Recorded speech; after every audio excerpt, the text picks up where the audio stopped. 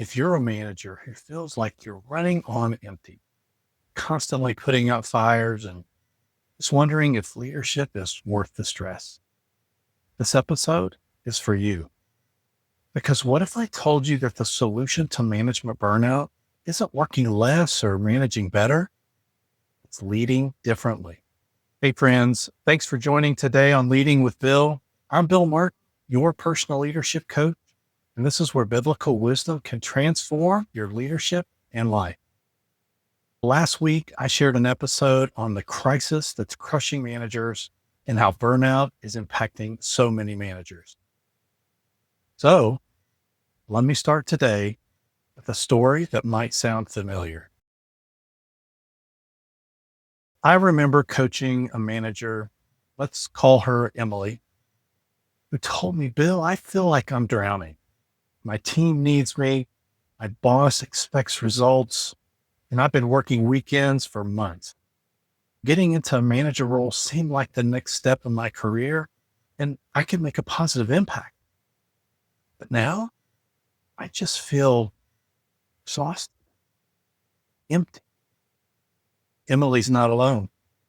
The latest workplace research shows that 75% of middle managers are experiencing burnout, and it's getting worse. But here's what caught my attention in the data. The managers who thrive aren't the ones who work less. They're the ones who lead differently. The problem isn't that management is inherently exhausting. The problem is that most managers are trying to fill an empty tank by pouring themselves out. And that's not sustainable. Let me tell you about the most powerful moment in history. Jesus, the ultimate leader, gets down on his hands and knees and washes his disciples' feet. Creator of the universe, serving his followers. Now, his disciples were shocked. Peter even tried to stop him because this wasn't how leadership was supposed to work. Leaders were supposed to be served, not serve others. But Jesus said something revolutionary in the book of John, chapter 13, and verses 14 and 15. Now that I, your Lord and teacher, have washed your feet, you also should wash one another's feet. I have set you an example that you should do as I have done for you. Here's the paradigm shift that just changes everything. Traditional management says, I must have all the answers, make all the decisions, carry all the weight. That's exhausting because it's impossible. Servant leadership says, my job is to serve my team's success, remove their obstacles, and help them grow. And here's the beautiful paradox. When you lead to serve others, you don't lose energy, gain it. Now, let me give you 3 specific servant leadership practices that will transform your management experience from burnout to breakthrough. Now, these aren't just theories. They're battle-tested principles I've used in my own leadership, and I've coached dozens of managers through. The first practice is this: lead with questions and not answers. And I learned this from the master himself, Jesus. In Mark chapter 8, Jesus asked his disciples, who do people say I am? Then he gets more personal. But what about you? Who do you say I am? Now think about this. Jesus is literally God in human form. He knows exactly who he is. But instead of just telling them, he asked them. Why? Because questions engage people. Questions make them think. They help them discover truth for themselves instead of just being told what to think. Here's how this prevents burnout. Instead of feeling like you have to solve every problem that walks through your door, you start asking your team, what do you think we should do here? How would you approach this challenge? What support do you need from me to make this happen? Suddenly, you're not the bottleneck anymore. You're not carrying the weight of having all the answers. You're developing your team's problem-solving skills, taking pressure off yourself. That's servant leadership in action. The second practice is serve their growth and not your image.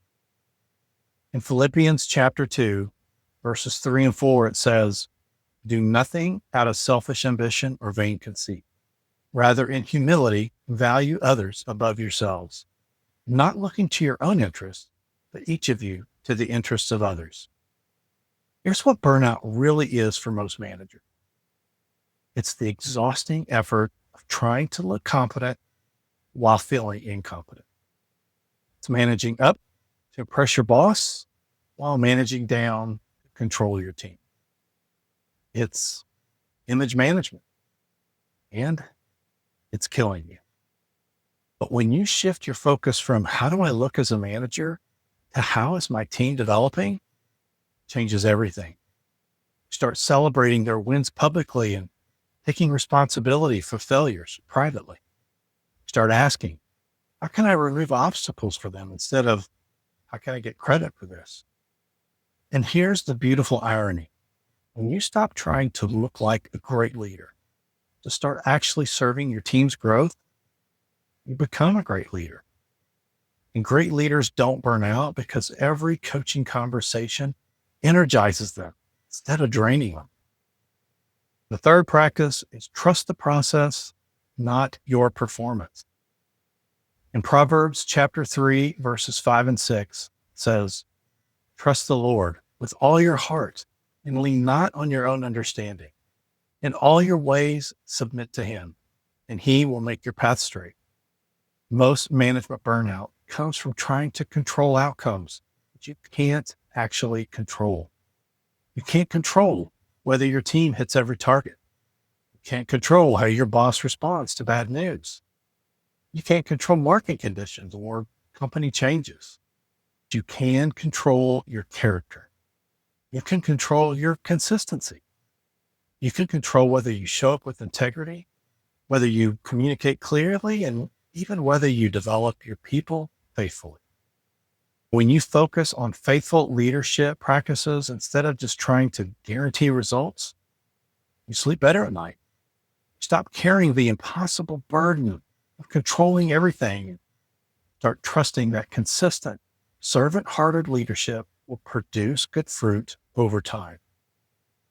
Listen, I've seen managers transform their entire experience by implementing just one of these practices. Imagine what happens if you embrace all three. Let me tell you what that transformation looks like. Remember Emily, the manager I mentioned at the beginning? 6 months after we started working on servant leadership principles, she sent me a message that said, "Bill, actually looking forward to Mondays now. My team, they're more engaged. My boss trusts me more. I feel like I'm making a real difference. I'm still busy.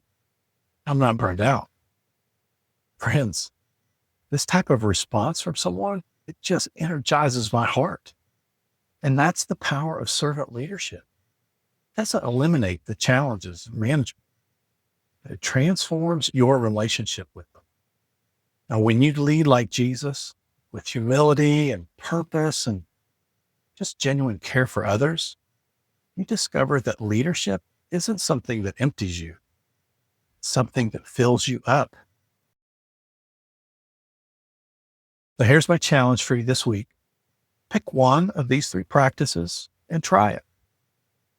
Ask more questions instead of giving answers. Focus on your team's growth instead of your image. Trust the process instead of trying to control every outcome. And if you're a manager who's struggling with burnout, I want you to know you're not alone and there is hope.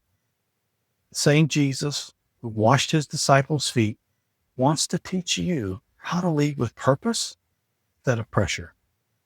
Now, if this resonated with you, hit like and subscribe and share it with another manager who might need to hear it. Sometimes the most powerful thing we can do is remind someone they're not alone in this leadership journey. Friends, thanks for joining me today on Leading with Bill. Trust in the Lord with all your heart, and we'll see you next time.